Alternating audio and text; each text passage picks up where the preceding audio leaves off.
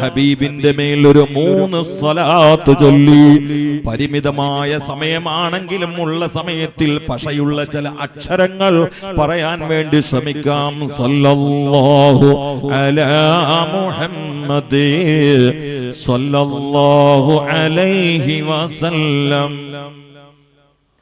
മനസ്സറിഞ്ഞുകൊണ്ട്, ഹൃദയം സ്പന്ദിച്ചുകൊണ്ട്, ഹൃദയം ത്രസിച്ചുകൊണ്ട്, ഹൃദയം തപിച്ചുകൊണ്ട്, കണ്ണറിയാതെ നനഞ്ഞുകൊണ്ട്, ഹൃദയം അറിയാതെ പടച്ചുകൊണ്ട് സ്വലാത്തിന്റെ ചിറകിലേറി മദീന കസ്തൂരി മണ്ണിന്റെ ഗന്ധമൊന്ന് പിടിക്കാൻ സല്ലല്ലാഹു അലാ മുഹമ്മദ് ദമീ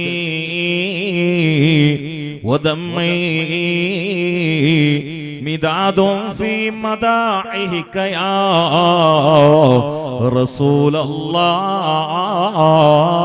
റസൂലല്ലാഹ്.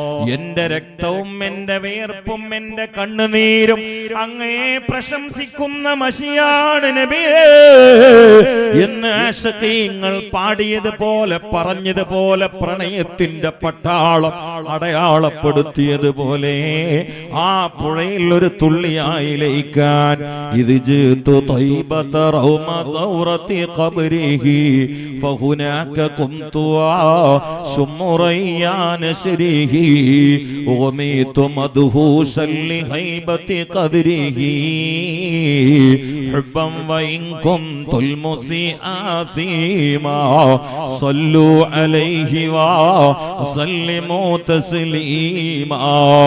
കസ്തൂരിയാം പൂമേനി മണ്ണിൽ വന്നു ഞാൻ, കനകമണിയാം പരിമളം നോകർന്നു ഞാൻ, മുത്തിൻ പവിത്രത ഓർമ്മയിൽ വീതുമ്പിനാൻ, മഹബത്തിലായി താളർന്നു ബോധം കെട്ടു ഞാൻ.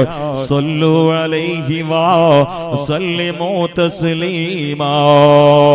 ലോകതലത്തിൽ ഇസ്കിന്റെ അലമാല കൊണ്ട് ഹൃത്തടങ്ങളെ സ്വാധീനിച്ച നിരുനിഷേധ പ്രസ്ഥാനത്തിന്റെ ചുക്കാൻ പിടിച്ച് ആശിഖീങ്ങളുടെ ഹൃദയങ്ങളിലേക്ക് തൗഹീദിന്റെ ദീപശിഖയായി സമർപ്പിച്ച സല്ലല്ലാഹുവിന്റെ കർത്താവായ ഖാദി ഉമർ റഹിമഹുല്ലാഹ് ഹൃദയത്തിലേക്ക് കോരിയിട്ടതുപോലെ അവിടെ പോയാൽ പെടക്കാത്തവരുണ്ടോ? അവിടെ പോയാൽ കരയാത്തവരുണ്ടോ? അവിടെ പോയാൽ മറക്കാത്തവരുണ്ടോ? അവിടെ പോയാൽ നിയന്ത്രണം വിടാത്തവരുണ്ടോ എന്ന് തുടങ്ങിയാണ് മദീനയിലുള്ള കരച്ചില്. അത് ഉദ്ഘാടനം ചെയ്തത് മറ്റാരുമല്ല, അഫ്ളലുൽ ബശരി ബഅദൽ അംബിയാഇ അല തഹ്ഖീഖ് അൽ മുലഖബ് ബിൽ അതീഖ് ഖാതിൽ സിന്ദീഖ് അബീ ബക്കർ സിദ്ദീഖ് റളിയല്ലാഹു തആല അൻഹു. അല്ലാഹുവിന്റെ റസൂൽ അവിടുത്തെ ശറഫാക്കപ്പെട്ട ശരീരത്തിൽ നിന്ന് പവിത്രമായ ആത്മാവ് അല്ലാഹുവിന്റെ അനന്ത വിഹായസിലേക്ക് പാറിപ്പറക്കുന്ന സമയത്ത് സഹിക്കാൻ കഴിയാത്ത, കാണാൻ കഴിയാത്ത സിദ്ദീഖിനെ അല്ലാഹു അങ്ങ് മാറ്റിവെച്ചതോ. കേട്ട ഉടനെ സടകുടഞ്ഞു വരികയാ. പ്രിയപ്പെട്ട മകളുടെ പവിത്രമായ റൂമിലേക്ക് കടന്ന് മുസ്തഫ നബിയുടെ ശറഫാക്കപ്പെട്ട കവളിൽ തുരുതുരാ ചുംബിച്ച് കൊച്ചുകുട്ടിയെ പോലെ തേങ്ങി തേങ്ങി കരഞ്ഞ് സിദ്ദീഖുൽ അക്ബർ അന്ന് തന്നെ ഉദ്ഘാടനം കുറിച്ചതാണ് ഈ കണ്ണുനീരിന്. ആ സമയത്ത് സയ്യിദുൽ ഔലിയായി അബൂബക്കറിന് സിദ്ദീഖ് പറഞ്ഞൊരു വാക്കുണ്ട്, യാ റസൂലല്ലാഹ്,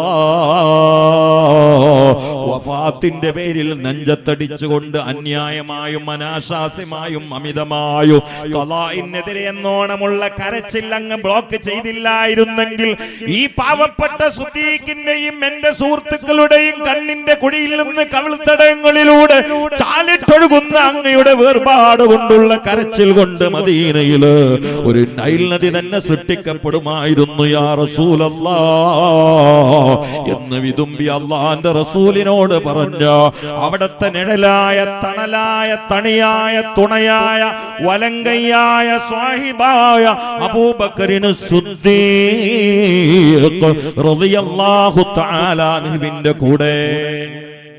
അങ്ങനെ മാത്രം പറഞ്ഞാ പോരാ. ഈ കരച്ചില് ഇപ്പൊ അടുത്ത് തുടങ്ങിയതല്ല. ഇത് അള്ളാന്റെ റസൂല് ലോകത്ത് വരുന്നതിന്റെ മുമ്പ് തുടങ്ങിയതാ. ഇബ്നു കസീർ റഹിമഹുല്ലാഹ് ഉദ്ധരിക്കുകയാണ്, തുബ്ബൽ ചക്രവർത്തി ഹിമ്ർ ഇബ്നു വർദ എന്നാണ് പേര്. അദ്ദേഹം ഒരു ലോക സഞ്ചാരിയായിരുന്നു. എന്നോട് മദീന മാത്രം പറയാനാണ് സയ്യിദ് ഫഖ്റുദ്ദീൻ തങ്ങൾ പറഞ്ഞത്. ഇത് മദീനയുടെ സദസ്സാണ്, അതുകൊണ്ട് പത്ര കട്ടിങ്ങിലേക്ക് പോകുന്നില്ല, ആനുകാലിക വിഷയങ്ങളിലേക്ക് പോകുന്നില്ല. മദീന മാത്രം, അത് മാത്രം ഇൻഷാ അല്ലാഹ്. ഹിമ്ർ ഇബ്നു വർദ എന്ന് പറയുന്ന ചക്രവർത്തി ലോക സഞ്ചാരിയാണ്. അദ്ദേഹത്തിന്റെ കൂടെ ആത്മജ്ഞാനികളായ പല പണ്ഡിതന്മാരും ലോകത്ത് സഞ്ചരിക്കുന്ന സമയത്ത് കൂടാറുണ്ട്, യാത്രയിൽ കൂട്ടാറുണ്ട്. ഒരിക്കൽ സഞ്ചാരത്തിനിടയിൽ മക്കയിൽ വരികയാണ്. ഏത് നാട്ടിൽ പോയാലും തുബ്ബൽ ചക്രവർത്തി ആളുകൾ പ്രതിഷ്ഠാംഗം കൊണ്ട് ആദരിക്കാറുണ്ട്, പല നിലയിലും അഭിനന്ദിക്കാറുണ്ട്, ബഹുമാനിക്കാറുണ്ട്. പക്ഷെ കഅബയുള്ള പരിശുദ്ധമായ മക്കയിൽ വന്നപ്പോൾ ജനങ്ങൾ നവർമൈൻഡാണ്, തിരിഞ്ഞു നോക്കുന്നില്ല, ആദരിക്കുന്നില്ല, സുജൂദില്ല, പാട്ടുപാടുന്നില്ല. ജനങ്ങളുടെ ശ്രദ്ധ മൊത്തം മക്കയിലേക്കാണ്, കഅബയിലേക്കാണ്. കഅബയെ പ്രതിഷ്ഠാംഗം ചെയ്യുകയാണ്, പ്രദക്ഷിണം ചെയ്യുകയാണ്. ആ സമയത്ത് അഹങ്കാരിയായ സ്വച്ഛാധിപതിയായ തുബ്ബൽ ചക്രവർത്തിക്ക് ഹൃദയത്തിൽ പക വന്നു. ഈ മനുഷ്യന്മാരെല്ലാം ചുട്ടുകൊല്ലാനും പെണ്ണുങ്ങളെല്ലാം കവർച്ച ചെയ്യാനും കഅബയാകുന്ന ഇവർ മുഴുവനും പ്രദക്ഷിണം ചെയ്യുന്ന ഈ സ്ഥാപനത്തെ തകർത്ത് തരിപ്പണമാക്കാനോ ആരും അറിയാതെ തുബ്ബ് അതിന്റെ ഉള്ളിൽ തീരുമാനമെടുക്കുകയാണ്. തീരുമാനമെടുത്തപാടെ തുബ്ബയിന്റെ മൂക്കിലൂടെ ദുർഗന്ധം വരികയാണ്, ചെകിടിലൂടെ ചീഞ്ചലം പുറത്തേക്ക് പ്രവഹിക്കുകയാണ്. ഒരു മനുഷ്യനും അടുത്തേക്ക് അടുക്കാൻ കഴിയാത്ത അവസ്ഥയാണ്. പല വിശ്വഘുരന്മാരും മാറി മാറി ചികിത്സിച്ചു, ഭേദമാകുന്നില്ല. നിപുണനായ ഒരു വിശ്വഘുരൻ ചികിത്സിച്ചിട്ട് പറഞ്ഞു, അല്ലയോ മഹാരാജാവേ, ഇത് ഭൂമിയിൽ നിന്ന് വന്ന രോഗമല്ല, ഇത് ആകാശ ലോകത്തിൽ നിന്ന് വന്ന രോഗമാണ്, അതുകൊണ്ട് ഭൂമിയിൽ ഇതിന് മരുന്നില്ല.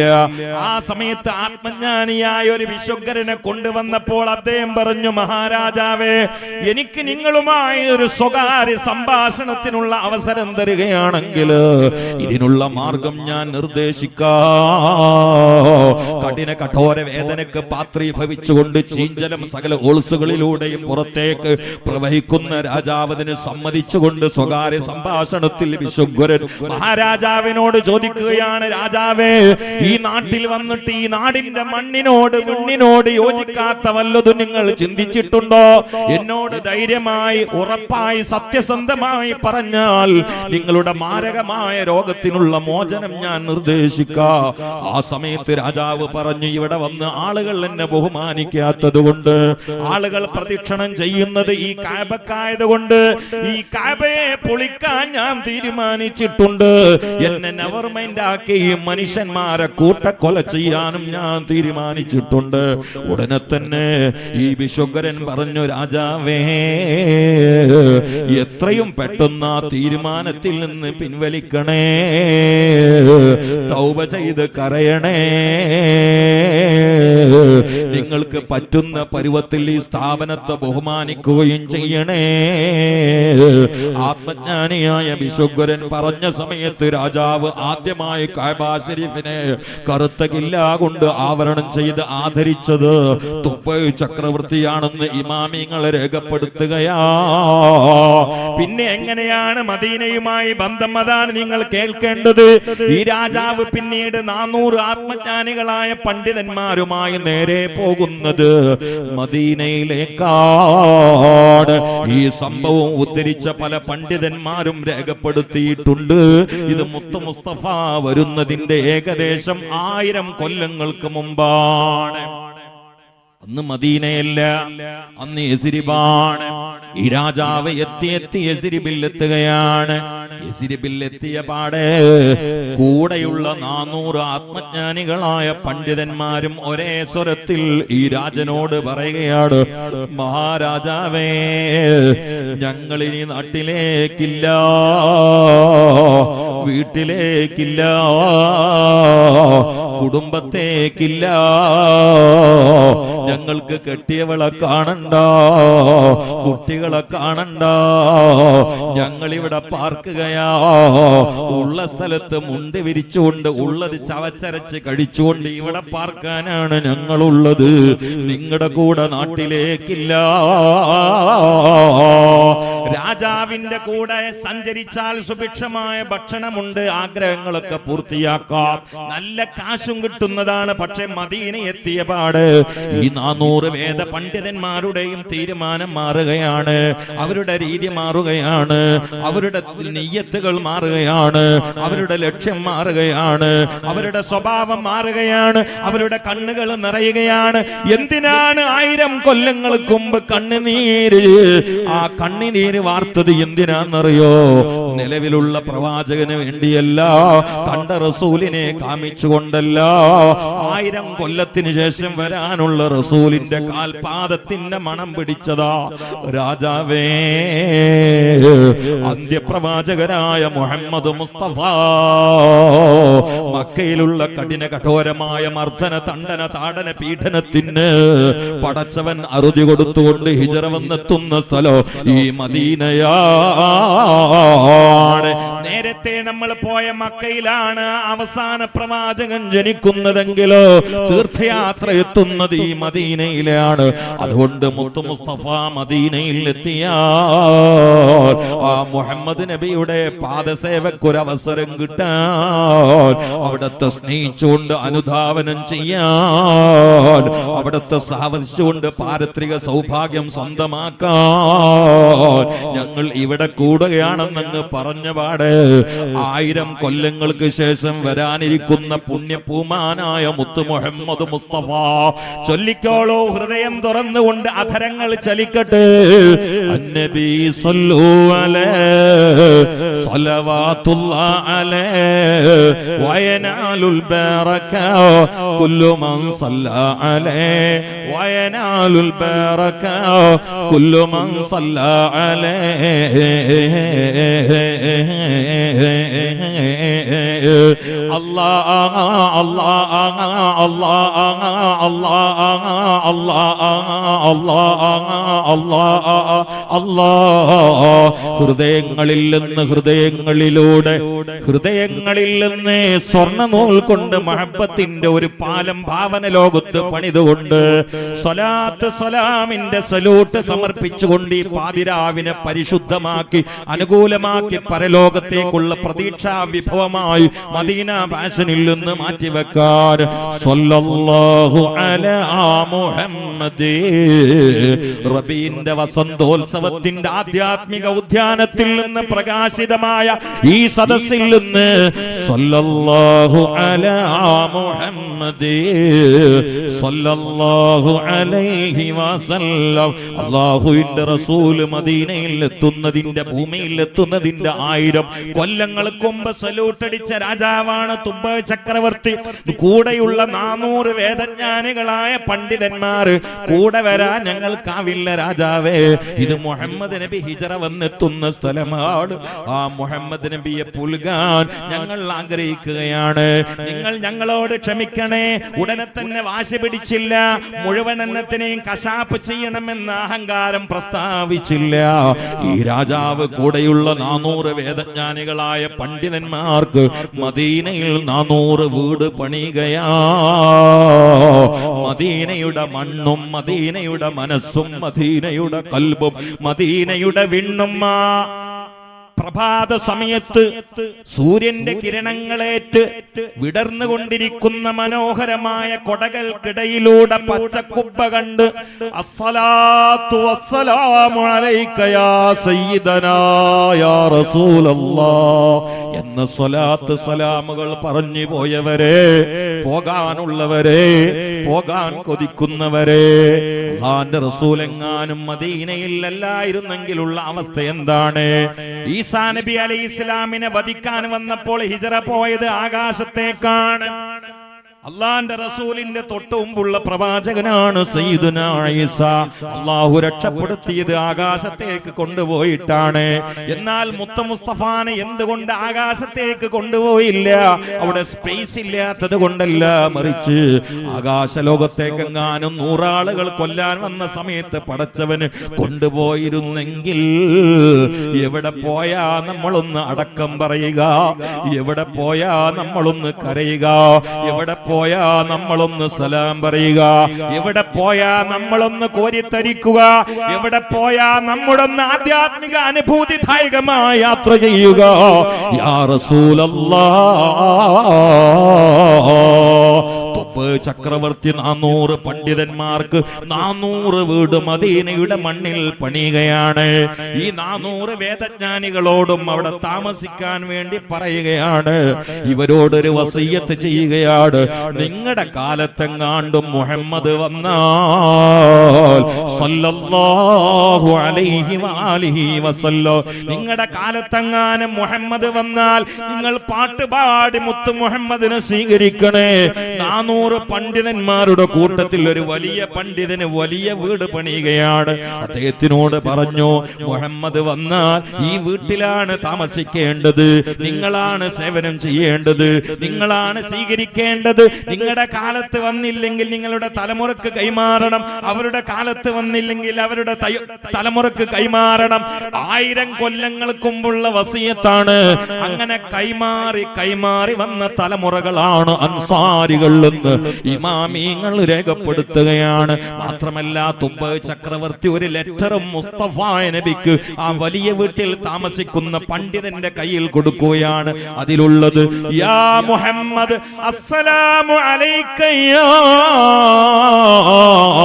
മുഹമ്മദി ലൗ മുദ്ദ ഉംരി ലാ ഉംരിക ലകുന്തു വസീറൻ ലക യാ മുഹമ്മദ് ആമന്തു ബിക യാ മുഹമ്മദ്. മുഹമ്മദ് നബിയേ, ഇത് എത്ര കൊല്ലം മുമ്പാണ് മദീനയിൽ സംഭവിച്ചത്? മദീനയുടെ മണ്ണ് കേൾക്കുന്നവരെ അത്ഭുതമാണ്, ഇതിഹാസമാണ്, ഇന്ദ്രജാലം പണിത മണ്ണാണ്. അള്ളാന്റെ റസൂൽ മദീനയിൽ എത്തുന്നതിന്റെ, ഭൂമിയിൽ എത്തുന്നതിന്റെ 1000 കൊല്ലങ്ങൾക്ക് മുമ്പ് സംഭവിക്കുകയാണ്.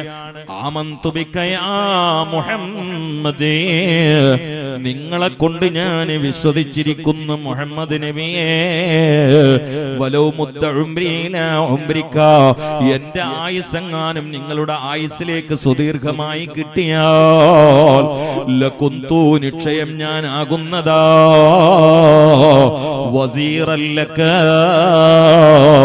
രാജാവാണെന്ന് പറഞ്ഞില്ല, ഭരണാധികാരിയാണെന്ന് പറഞ്ഞില്ല, രാജാവായ നിങ്ങളുടെ കീഴെയുള്ള ഒരു ക്യാബിനറ്റ് മന്ത്രിയായി നിങ്ങളുടെ പിന്നാലെ ഞാനും ഉണ്ടാകും മുഹമ്മദ് നബിയേ എന്ന് തുബ്ബ ചക്രവർത്തി മദീനയുടെ മണ്ണിൽ 1000 കൊല്ലങ്ങൾക്ക് മുമ്പ് കത്തെഴുതിയത് വലിയ വീട്ടിൽ താമസിക്കുന്ന പണ്ഡിതന്റെ കയ്യിൽ കൊടുക്കുകയാ. ഇനി കേൾക്കണോ, മക്കയിൽ നിന്ന് കഠിന കഠോരമായ അസഹ്യമായ പരീക്ഷണ പരാജയ പ്രതിസന്ധി തീച്ചൂളയിൽ പൊളഞ്ഞുകൊണ്ടിരിക്കുന്ന മുത്തു മുസ്തഫാക്കും അനുയായ വൃന്ദങ്ങൾക്കും മദീനയുടെ മണ്ണിലേക്ക് യാത്ര പോകാനുള്ള അനുമതി കിട്ടിയത് നിങ്ങൾ പറഞ്ഞിട്ടുണ്ടാകും, ഇവിടെ തന്നെ പരാമർശിച്ചിട്ടുണ്ടാകാം. ഞാൻ പോകുന്നില്ല. അങ്ങനെ പോകുന്ന സമയത്ത് പോയി സയ്യിദുൽ ഔലിയായി അബൂബക്കറിന് സിദ്ദീഖ് റളിയല്ലാഹു തആല അൻഹുവിന്റെ കൂടെയുള്ള യാത്രയില്ലേ, അൽഹംദുലില്ലാഹ്, ആ യാത്രയിൽ സയ്യിദുൽ ഔലിയായി അബൂബക്കറിന് സിദ്ദീഖ് എന്നവരോട് മുത്തു മുസ്തഫ പറഞ്ഞിട്ടുണ്ട്, അബൂബക്കറേ, നിങ്ങളെ സ്നേഹിച്ചവർ മൊത്തം നിങ്ങളുടെ കൂടെ സ്വർഗത്തിലാണ്.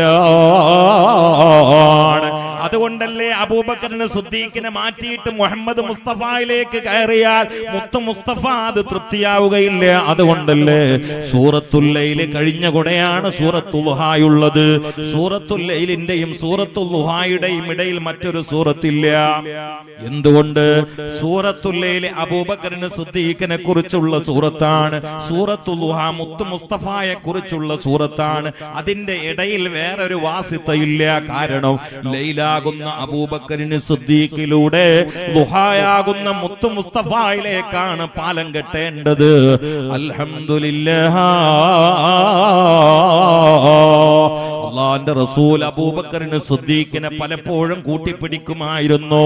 ഒരിക്കൽ അല്ലാഹുവിന്റെ റസൂൽ ഹസ്സാൻ ഇബ്നു സാബിത്ത് റളിയല്ലാഹു തആല അൻഹു മുത്തു മുസ്തഫാനെ പാട്ടുപാടി പുളകം കൊള്ളിച്ച സമയത്ത് ഹസ്സാൻ ഇബ്നു സാബിത്തിനോട് ചോദിക്കുകയാണ്, ഹസ്സാനേ, നീ എന്താണ് എന്റെ അബൂബക്കറിനെ കുറിച്ചൊന്നും പറയാത്തത്? ഉടനെ തന്നെ ഹസ്സാൻ അങ്ങ് പാടിയില്ലേ, وكان حب رسول الله قد علموا من البرية لا يعدل به رجلا وثاني اثنين في الغار المنيف وقاطف العدو به إذ صعد الجبل وكان حب رسول الله قد علموا من البرية لا يعدل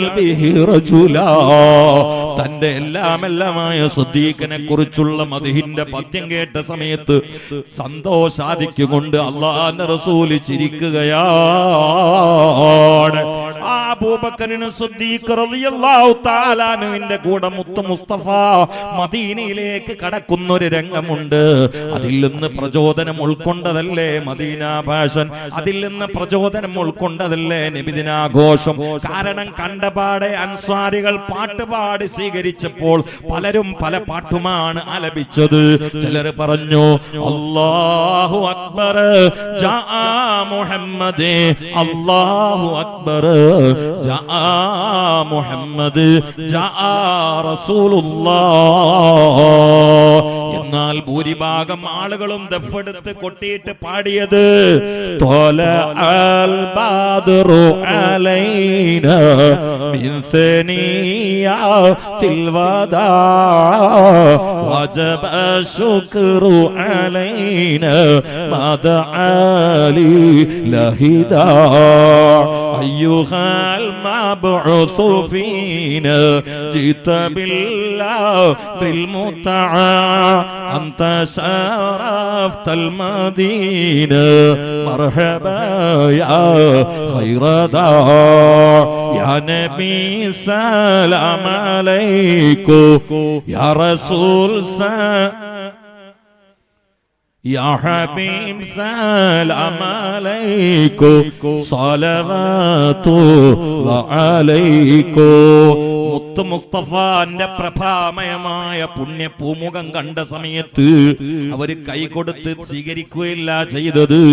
ഒരു നാട്ടിൽ നിന്ന് ആട്ടും കുത്തും തൊഴിക്കും ആക്ഷേപവും വിമർശനവും പരിഹാസവും മർദ്ദനവും താടനവും പീഡനവും എല്ലാം കഴിഞ്ഞ് ക്ഷീണിച്ച് മര്യാദക്ക് വെള്ളം കിട്ടാതെ കിട്ടിയത് കുടിച്ച് കഷ്ടപ്പെട്ട് ത്യാഗനിർഭരമായ യാത്ര വെയിൽ കൊണ്ട് 450 കിലോമീറ്റർ പലപ്പോഴും ഓടിയും പലപ്പോഴും നടന്നും പലപ്പോഴും ശ്രദ്ധിക്കുന്നവരുടെ തോളിലേറിയും നട്ടപ്പെട്ട് കഷ്ടപ്പെട്ട് കിതച്ചെത്തിയ പുന്നാര പൂമാന് ഇനി തട്ടില്ല, ഇനി വെട്ടില്ല.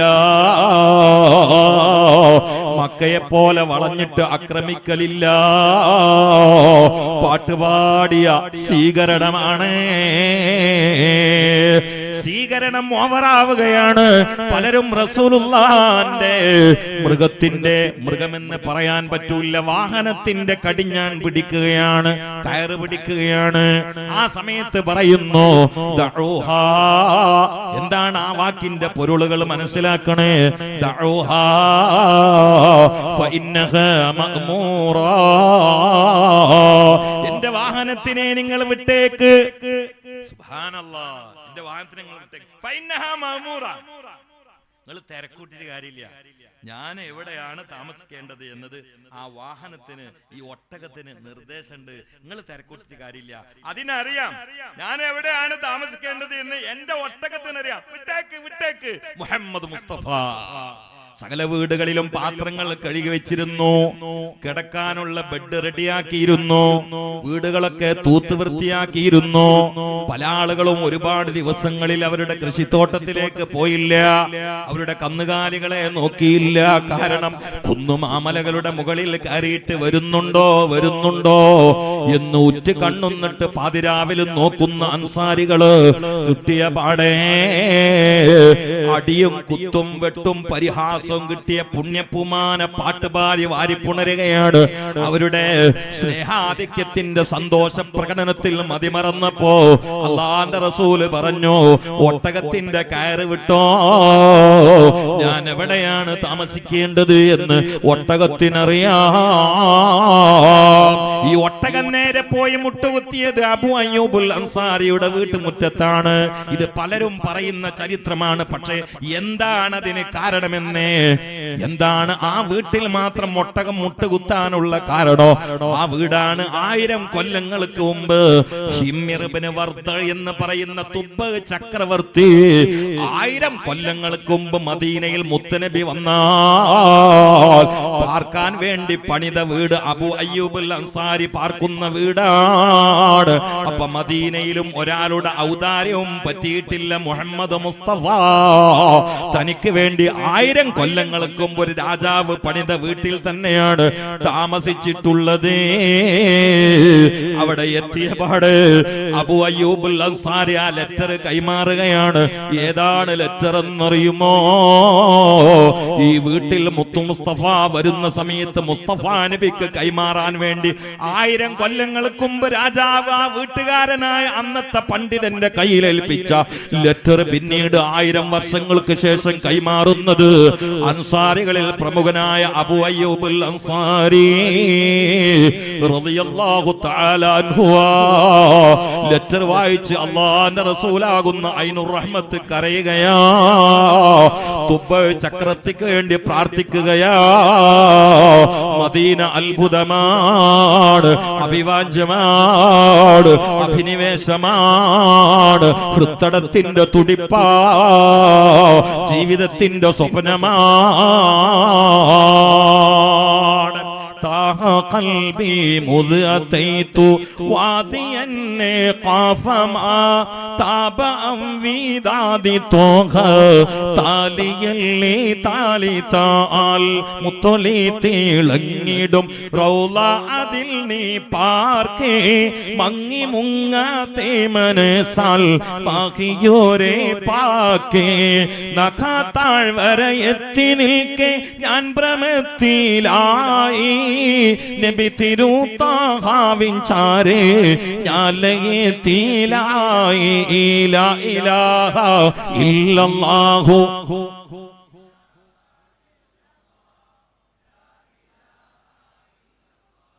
മൻസൂർ പുത്തനത്താണിയുടെ മധുരരാഗ സ്വരസുത കേട്ട് ആസ്വദിച്ചവരെ, നിങ്ങൾ അദ്ദേഹം ആദ്യം പാടിയ പാട്ടിന്റെ വരികൾ കേട്ടില്ലേ?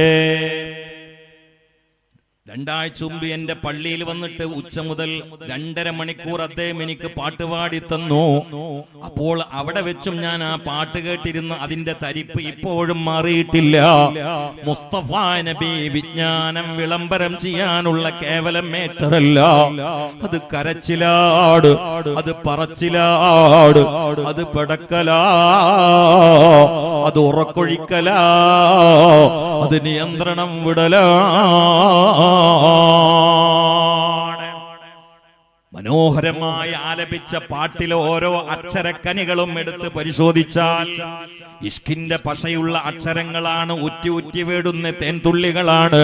വൈസുൽ ഖറനയുടെ ചരിത്രാവിഷ്കാരമാണ് ആദ്യത്തെ പാട്ടിൽ. ഞാൻ ആ ചരിത്രം പറയുന്നില്ല, കാരണം ചരിത്രം ഏറെ പറയണമെന്ന താല്പര്യമില്ല. ഇവിടെ മൗനമാണ്, ഇവിടെ കണ്ണുനീരാണ്. 1400 കൊല്ലങ്ങൾക്ക് മുമ്പ് മദീനയിൽ ഒഴുകിയ കണ്ണുനീര് അല്ലാഹു സുബ്ഹാനഹു വ തആല മണ്ണിന് കുടിക്കാൻ അവസരം കൊടുത്തില്ലായിരുന്നെങ്കിൽ ലോകത്തെ ഏറ്റവും വലിയ പുഴ ആശിഖീങ്ങളുടെ കൺകുഴിയിൽ നിന്ന് കവിൾത്തടങ്ങളിലൂടെ മദീനയിൽ ഒരാളെ ഓർമ്മയിൽ കുടുകുടാ ഒഴുകിയ കണ്ണീർ ബാഷ്പം കൊണ്ട് സൃഷ്ടിക്കപ്പെടുന്ന പുഴയാകുമായിരുന്നു. പക്ഷേ ആ മണ്ണ് അത് മുഴുവനും മുത്തിയെടുക്കുകയാണ്, നക്കിയെടുക്കുകയാണ്. മദീനയിൽ കരയാത്ത സ്വഹാബാക്കളുണ്ടോ? മഹാനായ അമീറുൽ മുഅ്മിനീൻ ഉമറുൽ ഫാറൂഖ് കിസ്റാവിറക്കും കൈസറും പണിക്കുന്നതാണ്. മിസ്റിൽ മുഖൗഖിസ് കേട്ടുടഞ്ഞേറ്റുന്നതാണ്. അവരാണ് അമീറുൽ മുഅ്മിനീനുമറല്ലോ. ജനസേവകന്മാർ കുല്ലിമാമാണല്ലോ. ഉമർ ഇബ്നുൽ ഖത്താബ് പാതിരാവിന്റെ ഉള്ളറയിൽ പരിക്കം കുപ്പായം ഇട്ടുകൊണ്ട് റസൂലുള്ളാഹിന്റെ ശറഫാക്കപ്പെട്ട ഖബറിൽ പോയി കൊച്ചുകുട്ടിയെ പോലെ എങ്ങലടിച്ച് കരയുകയാണ്. ആ സമയത്ത് അമീറുൽ മുഅ്മിനീൻ പൊട്ടി പൊട്ടി കരഞ്ഞുകൊണ്ട് പറയുകയാണ്, യാ റസൂലല്ലാഹ്. ചിലര് പറഞ്ഞു, വഫാത്തായി പോയ മഹാന്മാരെ വിളിച്ചാൽ ആ വിളിച്ച സ്ഥലം അമ്പലമാണ്, വിളിച്ചവൻ സ്വാമിയാണ്. അങ്ങനെയാണെങ്കിൽ ബഹുമാനത്തോടെ ചോദിക്കട്ടെ, എത്ര സ്വാമികളാണ് ഭൂമിയിലുള്ളത്? ആരൊക്കെയാണ് സ്വാമികളുടെ പട്ടികയിലുള്ളത്? തിരുത്താൻ വേണ്ടി നിങ്ങൾ രണ്ടാമതും പറഞ്ഞതും ശരിയായിട്ടില്ല. അവിടെ നിങ്ങൾ സ്വാമികളൊന്നും ഒഴിവാക്കിയിട്ട് നിങ്ങൾ പറഞ്ഞത് അബൂലഹബ് എന്നാണ്. ഞാൻ ചോദിക്കട്ടെ, വഫാത്തായവരെ സഹായത്തിന് വേണ്ടി വിളിക്കാത്ത പള്ളിയുണ്ടോ? നിങ്ങളും അത്തഹിയാത്തിൽ അസ്സലാമു അലൈക അയ്യുഹൻ നബിയു എന്ന് വിളിക്കുന്ന ആളല്ലേ? അത് വഫാത്തായി പോയ മഹാനെ വിളിക്കലല്ലേ? അയ്യുഹൻ നബിയു എന്നതിന്റെ നഹവി നിയമം എന്താണ്? ആ വിളിക്കുന്നത് റസൂലുള്ളാഹിക്ക് നിങ്ങൾ അങ്ങ് സലാം കൊടുക്കാനാണോ, അതോ റസൂലുള്ളാഹിൽ നിന്ന് തിരിച്ചു കിട്ടാനാണോ? മാമിൻ മുസ്ലിമിൻ യുസല്ലിമു അലയ്യ ഇല്ലാ റദ്ദല്ലാഹു അലയ്യ റൂഹി ഹത്താ അറുദ്ദ അലൈഹി സലാം. ഞങ്ങൾ സലാം പറയുന്നത് തിരിച്ചൊന്ന് സലാം കിട്ടാനാണ്. നമ്മുടെ സലാം കിട്ടിയിട്ട് റസൂലുള്ള രക്ഷപ്പെടേണ്ടതില്ല. അള്ളാഹുവിന്റെ റസൂൽ നേരത്തെ രക്ഷപ്പെട്ടതാണ്. അതുകൊണ്ടല്ലേ നമ്മളോട് സലാത്ത് ചൊല്ലാൻ വേണ്ടി ആവശ്യപ്പെടുന്നതിന് മുമ്പ് പടച്ചവൻ പറഞ്ഞത് ഇന്നല്ലാഹ വ മലായികതഹു യുസല്ലൂന അലൻ നബിയ്യ്. കാരണം റസൂലുള്ളാഹിക്ക് വേണ്ടി നമ്മൾ സലാത്ത് ചൊല്ലേണ്ടതില്ല, അത് അല്ലാഹ് ഏറ്റെടുത്തതാണ്. പിന്നെ നമ്മൾ എന്തിനാ ഏറ്റെടുക്കുന്നത്? നമുക്ക് വേണ്ടിയാണ്. അത് തന്നെയാണ് സലാമിന്റെയും അവസ്ഥ. അപ്പോൾ വഫാത്തായി പോയ ആളുകൾ അവരുടെ ഹെൽപ്പ് കിട്ടാൻ വേണ്ടി വിളിച്ചാൽ ആ വിളിച്ചവൻ സ്വാമിയാകുമെന്ന സ്റ്റേറ്റ്മെന്റിൽ നിങ്ങൾ ഉറച്ചു നിൽക്കുന്നുവെങ്കിൽ, ആ വിളിച്ചത് മൗഖൂഫായ സ്ഥലമാണെങ്കിലും അപ്പാടെ പള്ളിയല്ല, ഞാനത് പറയുന്നില്ല. അത് തന്നെയാണ് നിങ്ങളുടെ വിശ്വാസമെങ്കിൽ ഇത് വിളിക്കാത്ത നാടുകളുണ്ടോ? കക്ഷികളുണ്ടോ? പക്ഷക്കാരുണ്ടോ? ഇനി ഞാൻ വിനീതമായി ചോദിക്കട്ടെ, നിങ്ങളുടെ പ്രായം ബഹുമാനിച്ചുകൊണ്ട് ചോദിക്കട്ടെ, അല്ലാഹുവിന്റെ റസൂൽ പറഞ്ഞില്ലേ, അല്ലാഹുമ്മ ലാ തജ്അൽ ഖബരി വതനൻ യുഅബദ്, എന്റെ ഖബർ ആരാധിക്കപ്പെടുന്ന ബിംബമാക്കല്ലേ റബ്ബേ എന്ന് മുസ്തഫ നബിയുടെ ചോദ്യമല്ലേ, ദുആയല്ലേ, സ്വഹീഹായ ഹദീസല്ലേ? നിങ്ങളുടെ ഭാഷയിൽ, നിങ്ങളുടെ വിശ്വാസത്തിൽ അല്ലാഹുവിന്റെ റസൂലിന്റെ ആ ദുആക്ക് ഉത്തരം കിട്ടിയിട്ടുണ്ടോ? നാളങ്ങളെ നാട്ടിൽ തന്നെ എനിക്ക് പരിപാടി, ഉത്തരം കിട്ടിയിട്ടുണ്ടോ? ഇല്ലേ? കേൾക്കുന്നുണ്ടോ? റസൂലുള്ളാഹിന്റെ ദുആയാണ്. ഒന്ന് രണ്ട് പീസ് തീട്ട് കൊടുത്തില്ലെങ്കിൽ പ്രസംഗം മുഴുവനാവില്ല, കാരണം നമ്മൾ ആ സങ്കടം തീട്ടു. അതുകൊണ്ടാണ് അല്ലാഹുമ്മ ലാ തജ്അൽ ഖബരി വതനൻ യുഅബദ്, ഇത് റസൂലുള്ളാഹിന്റെ ദുആയാണ്. അതിന് ഉത്തരം കിട്ടിയിട്ടുണ്ടോ? ഇല്ലേ? അതിന് മറുപടി ഉത്തരം കിട്ടിയിട്ടുണ്ടെങ്കിൽ നിങ്ങളുടെ ഭാഷയിൽ അവിടെ പോയിട്ട് സഹായം തേടാത്ത ഏതെങ്കിലും ദിവസം ഉണ്ടോ? ലക്ഷങ്ങൾ ഒഴുകല്ലേ ഇതിനാണ്ട് പോണത്. റസൂലുള്ളാഹിനോട് സംസാരിക്കാന്, സഹായം തേടാനാണ് പോകുന്നത്. കുറച്ചാളുകൾ മാറിന്നാലും ലക്ഷങ്ങൾ കണ്ണീർ പൊഴുക്കി സഹായം തേടുകയാണ്. അപ്പൊ ഈ ദുആക്ക് ഉത്തരം കിട്ടിയില്ല എന്ന് വരൂല. എന്തൊക്കെ ഞങ്ങൾ ഈ പ്രായ സമയത്ത് പറഞ്ഞു കൂട്ടുന്നത്? ഒന്ന് തൗബ ചെയ്ത് നന്നായിക്കൂടെ?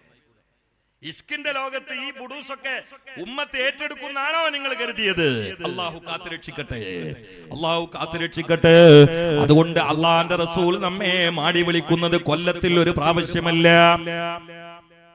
അള്ളാഹിന്റെ റസൂൽ നമ്മെ മാടി വിളിക്കുന്നത് പറ്റുന്ന സമയത്തൊക്കെ മദീനയിൽ പോകാനാണ്. ലാ തജ്അലൂ ഖബരി ഈദാ, എന്റെ ഖബറിനെ നിങ്ങൾ ഈദാക്കരുതേ. ചിലർ അർത്ഥം വെക്കുകയാണ്, ഈദാക്കരുന്ന അവിടെ പോയിട്ട് എപ്പോഴും ഇങ്ങനെ പോയിക്കാണ്ട് പെരുന്നാൾ പോലെ ആക്കരുത്. സുബ്ഹാനമഞ്ചല്ല. എന്താണ് അതിന് ഇബ്നു ഹജറുൽ ഹൈതമി കൊടുത്ത വിവക്ഷ എന്താണ്? ആദയിൽ നിന്ന് വന്നതാണ് കാക്ക ഈദ് എന്ന ലഫ്ള്. ആദ എന്ന് പറഞ്ഞാൽ മടങ്ങുക എന്നാണ് അതിന്റെ അർത്ഥം. ഇനി പെരുന്നാളിന് തന്നെ ഈദ് എന്ന് പേര് വെക്കപ്പെടാനുള്ള കാരണം അത് കൊല്ലത്തിൽ 2 പ്രാവശ്യം മാത്രം വരുന്നത് കൊണ്ടാണ്. ഇനി ഹദീസിന് അർത്ഥം വെക്കില്ല, എന്റെ ഖബറിലേക്ക് നിങ്ങൾ കൊല്ലത്തിൽ 2 പ്രാവശ്യം മാത്രം വരുന്നവരാകരുത്. മഅശൂഖായ മുത്തുനബി ആശിഖീങ്ങളെ മദീനയുടെ മദീനയുടെ മണ്ണിലേക്ക് ക്ഷണിക്കുകയാണ്. നിങ്ങൾ പെരുന്നാൾ പോലെ കൊല്ലത്തിൽ 2 പ്രാവശ്യം മാത്രം വരരുത്, മദീനയിലേക്ക് സദാ വരണേ. മദീന മണ്ണിലേക്ക് മനസ്സ് ക്ഷണിക്കുകയാണ്. മഅശൂഖായ മുത്തു മുഹമ്മദുർ റസൂലുള്ളാഹി ആ ക്ഷണം സ്വീകരിച്ചുകൊണ്ട് ഇന്നും ഒഴുകുന്നവരില്ലേ, അത് എന്നും ഒഴുകേണ്ടവരല്ലേ. യാ അക്റമൽ ഖുറമാ അലാ അതാബികോ ഉമറുൽ ഫഖീറുൽ മുർതജി ലിജനാബികോ യർജുൽ അതാ അലൽ ബുകാഇ ബിബാബികോ വദ്ദംഉ മിൻ നൈനിഹി സാല സജീമാ സല്ലു അലൈഹി വ സല്ലിമു തസ്ലീമാ. ഇത് ഒരു ഉമർ ഖാലി മാത്രമല്ല, ഒരുപാട് ഖാലിമാരുണ്ട്. മദീനയിൽ പോയി വിതുമ്പിയ ആളല്ലേ വലിയുള്ളാഹി ശംസുൽ ഉലമാ. തന്റെ കൂടെ ഹബീബിന്റെ മദദ് സഹ ഉണ്ട് എന്ന് തെളിയിച്ച ചരിത്രത്തിന്റെ ഉടമയല്ലേ വിലായത്തിന്റെ രാജനായ വലിയുള്ളാഹി ശംസുൽ ഉലമാ. ചെറുശ്ശേരി ഉസ്താദ് സ്മരണികയിൽ എഴുതി വെച്ചിട്ടുണ്ട് കണ്ണിയത്തോരെ കുറിച്ച്. അവരൊരു പ്രത്യേകമായ സ്വലാത്ത് ദായിമാക്കിയിരുന്ന ആളാണ്. ശൈഖുനാ ചെറുശ്ശേരി ഉസ്താദിനോട് പറഞ്ഞത്, ചെറുശ്ശേരി ഈ സ്വലാത്ത് ദായിമാക്കിയ മരണവേളയിൽ മുസ്തഫായ നബിയുടെ മദദുണ്ടാകും, സാന്നിധ്യമുണ്ടാകും എന്നതാണ്. പരിഹസിക്കണ്ട, നിങ്ങളുടെ മാസികയിൽ എഴുതി വെച്ചിട്ടുണ്ട്. ഉസ്മാൻ ഇബ്നു അഫ്ഫാൻ റളിയല്ലാഹു തആല അൻഹു വഫാത്താകുന്ന സമയത്ത് അവിടെ റസൂലുള്ളാഹിന്റെ സാന്നിധ്യം ഉണ്ടായിട്ടുണ്ട് എന്ന് നിങ്ങളുടെ മാസികയിൽ പഴയ കാലത്ത് നിങ്ങൾ തന്നെ കൊത്തിവെച്ചിട്ടുണ്ട്. മഹാനരായ ശൈഖുനാ കണ്ണിയത്തോര് അല്ലാഹുവിന്റെ റസൂലിനെ മാടി വിളിച്ചവരാ. ഈ നാട്ടി ജില്ലക്കാരനായിരുന്ന സമസ്തയുടെ പ്രസിഡന്റ് മഹാനായ ശൈഖുനാ കോയക്കുട്ടി ഉസ്താദ് സ്വലാത്ത് സ്ഥാപിച്ചിരുന്ന മഹാനല്ലേ, ദിക്റിന്റെ ശൈഖല്ലേ. അവരുടെ ഇഷ്ടപ്പെട്ട ദിക്റുകളിൽ ഒന്ന് സലാമും ഖൗലം മിർ റബ്ബിർ റഹീം എന്നല്ലേ. യാസീനിൽ ആ ഭാഗം ഉച്ചത്തിൽ റൂമിൽ മുഴങ്ങുന്ന സമയത്ത് കലിമ ചൊല്ലി വിളിക്കുത്തരം നൽകി പരലോക പൗരത്വം സ്വീകരിച്ചതല്ലേ. അത്തിപ്പറ്റ ഉസ്താദിന്റെ അന്നവും വെള്ളവും സ്വലാത്തല്ലേ. ചെറുവാളൂർ ഉസ്താദിന്റെ അന്നവും വെള്ളവും സ്വലാത്തല്ലേ. CH ഉസ്താദിന്റെ പാതിരാവ് സജീവമായിരുന്നത് സ്വലാത്ത് കൊണ്ടല്ലേ. ഇവരൊക്കെ മദ്ഹിന്റെ തണലിൽ കഴിഞ്ഞവരല്ലേ, അതുകൊണ്ട് ദറജയിൽ എത്തിയവരല്ലേ. അതുകൊണ്ട് നമുക്ക് മടങ്ങാം മദീനയുടെ മടിത്തട്ടിലേക്ക്. ലാ തജ്അലൂ ഖബ്രി ഐദാ, എന്റെ ഖബറിനെ നിങ്ങൾ കൊല്ലത്തിൽ 2 പ്രാവശ്യം മാത്രം വരുന്ന സ്ഥലമാക്കരുത്, സദാ വരണേ. ഈ വിളിക്കുത്തരം നൽകിയില്ലേ തമിഴ്നാട്ടുകാരനായ ഉമറുൽ ഖാഹിരി, കേരളക്കാരനായ ഉമറുൽ ഖാദിയും. ഉമറുൽ ഖാഹിരി ചൊല്ലിയത് മറ്റൊരു രൂപത്തിലാണ്. താഹ ഖൽബി മുദ് അതൈതു വാദിയന്നെ ഖാഫമാ താബ അംവിദാദി തോഹ താലിയല്ലി താലി താൽ നഖ താഴ്വര എത്തി നിൽക്കെ ഞാൻ ഭ്രമത്തിലായി നബി തിരുത്താവിൻ ചാരേ ഞാൻ ലയത്തിലായി. ലാ ഇലാഹ ഇല്ലല്ലാഹു ലാ ഇലാഹ ഇല്ലല്ലാഹ്. ഉമറുൽ ഖാഹിരിയെയും ഉമറുൽ ഖാദിയെയും താരതമ്യം ചെയ്തുകൊണ്ട് ഒരു പുതിയ വിഷയം ആരെങ്കിലും അവതരിപ്പിക്കുമോ, പ്രബന്ധം അവതരിപ്പിക്കുമോ? എന്നാൽ ഇഷ്കിന്റെ നീലാകാശത്ത് സ്വലാത്തിന്റെ പാരച്ചൂട്ടുമായി പാറിപ്പറന്ന് മദീനയിൽ ചിറകൊടിഞ്ഞ് വീഴാൻ കഴിയുമേ? മൻ അറാദായി യമൂത ബിൽ മദീന ഫല്യമുത് ലിഅന്നി അശ്ഫഉ ലിമൻ മാത ബിഹാ. മദീനയിൽ മരിക്കുവോളം താമസിക്കാൻ ആഗ്രഹിക്കുന്നവർ ഇങ്ങോട്ട് വന്നോ. മദീനയിൽ മരിച്ച് ഖബറടക്കപ്പെടുന്നവർക്ക് എന്റെ സ്പെഷ്യലായ ശഫാഅത്തുണ്ടേ. പറയാൻ ബാക്കി വെച്ച വല്ലതുമുണ്ടോ? ആശികങ്ങൾക്ക് വയറ് നിറച്ച് കുടിപ്പിച്ചിട്ടല്ലേ ഈ ഭൂമിയിൽ നിന്ന് ഔദ്യോഗികമായിട്ടുള്ള വാസം വെടിഞ്ഞുകൊണ്ട് പരലോകത്തെത്തിയത്. നിർത്തിയത്. ഇനി ഇപ്പോഴെന്താണ് പണി? ഹയാത്തി ഖൈറുൽ ലക്കു വമമാതി ഖൈറുൽ ലക്കു തുഅറദു അലയ്യ അഅമാലുകു ഇൻ റഅയ്തു ഫിഹാ ഖൈറൻ ഹമിദുല്ലാഹ വഇൻ റഅയ്തു ഗൈറ ദാലിക അസ്തഗ്ഫർതു ലക്കു. ഇപ്പോഴും പണി എന്താണ്? നമ്മുടെ തെറ്റുകൾ കണ്ടാൽ പടച്ചവനോട് പൊറുക്കണേ പൊറുക്കണേ എന്ന് തേടലാണ്. ഇപ്പോൾ റൗളയിൽ മുസ്തഫ നബിയുടെ പണി സലാം അടക്കലാണ് പണി. ഒരു കാര്യം ആശിഖീങ്ങളെ മുഹിബ്ബീങ്ങളെ തീരുമാനിച്ചോളൂ. റസൂലുള്ളാഹിന്റെ അനുരാഗത്തിന്റെ അഗ്നി ആളിപ്പടർന്നുകൊണ്ട് ആ ഓർമ്മയിൽ വെന്ത് നീറുന്ന മനസ്സുമായി എവിടെ കഴിഞ്ഞാലും ആ സ്പോട്ടിൽ ആ വിവരവും മദീനയിൽ ഇഷ്കിന്റെ രാജനായ മുത്ത് മുഹമ്മദ് മുസ്തഫ സല്ലല്ലാഹു അലൈഹി വആലിഹി വസല്ലം അറിയുന്നതാണ്. അങ്ങനെയല്ലേ ഉവൈസുൽ ഖറനിയെ സ്വഹാബാക്കൾക്ക് പറഞ്ഞു കൊടുത്തത്. പിന്നെയുള്ള പലരെയും ഇശാറത്ത് നൽകിയത് അത് അന്ന് മാത്രമല്ല ഇന്ന് മാത്രമല്ല എന്നും തിളങ്ങുന്ന പ്രോജ്വലിക്കുന്ന സ്വഭാവത്തോട് മദീനയിൽ നിന്ന് പ്രത്യുപകാരമായി പ്രവഹിക്കുന്ന വല്ലാത്ത സൗഭാഗ്യമാണ്. അതുകൊണ്ട് മദീന ഭാഷണിൽ പങ്കെടുത്ത പ്രിയപ്പെട്ടവരെ, സ്വലാത്ത് ചൊല്ലുന്നവരാണെങ്കിലും എണ്ണം കൂട്ടാൻ മറക്കരുത്, അത് അധികരിപ്പിക്കണേ. ഈ സദസ്സിൽ ധാരാളം പ്രഭാഷകന്മാരുണ്ട്. എന്നോട് ഇന്നും വിളിച്ച് ചോദിച്ചവരുണ്ട്, നിങ്ങളുടെ സൗണ്ട് എന്താണ് അടയാത്തത്? ഞാൻ അതിൽ ഫഖ്ർ പറയുകയില്ല. ഞാൻ ഉറപ്പിച്ച് വിശ്വസിക്കുന്നു, അടയൂല എന്നൊന്നും ഞാൻ പറയുന്നില്ല. അടഞ്ഞേക്കാം, അത് ദുനിയാവിന്റെ പരീക്ഷണമാണ്. പക്ഷേ സൗണ്ട് അടഞ്ഞുകൊണ്ട് എനിക്ക് വല്ലാതെ പരിപാടി ക്യാൻസലാക്കേണ്ടി വന്നിട്ടില്ല. എന്റെ മരുന്ന് അത് നിങ്ങളുടെ മരുന്നാണ്, അത് ലോകത്തിന്റെ മരുന്നാണ്. ഹുബ്ബുൻ നബിയ്യി വമദ്ഉഹു ഖൈറുൽ അമൽ വഅസല്ലിലഹു ബിഹി യുബല്ലിഗുൽ അമൽ വലഹു ബിനൈലി ശഫാഅത്തിൻ ത്വാഹ കഫൽ ഇൻദല്ലിലഹി മുനഅമൻ തൻഈമാ സല്ലു അലൈഹി വസല്ലിമു തസ്ലീമാ. അബ്ബാസ് റളിയല്ലാഹു അൻഹു മുത്ത് മുസ്തഫാന്റെ മുമ്പിൽ മധുരമായി പാട്ട് പാടുകയാണ്. സംഗതി മൂത്താപ്പയാണ്, പക്ഷേ മകന്റെ മുമ്പിൽ പാട്ട് പാടുകയാണ്. ബിനൂരി റസൂലില്ലാഹി അശ്റഖത്തിദ് ദുനിയാ വഫീ നൂരി കുല്ലു യജിഉ വയദ്ഹബു സ്വലാത്തും വതസ്ലീമു വഅസ്കാ തഹിയ്യതി. ഇത് പാടിയ പാടെ അള്ളാന്റെ റസൂല് ചിരിച്ചുകൊണ്ട് കൂട്ടിപ്പിടിച്ചുകൊണ്ട് തൊണ്ട തടവുകയാണ്.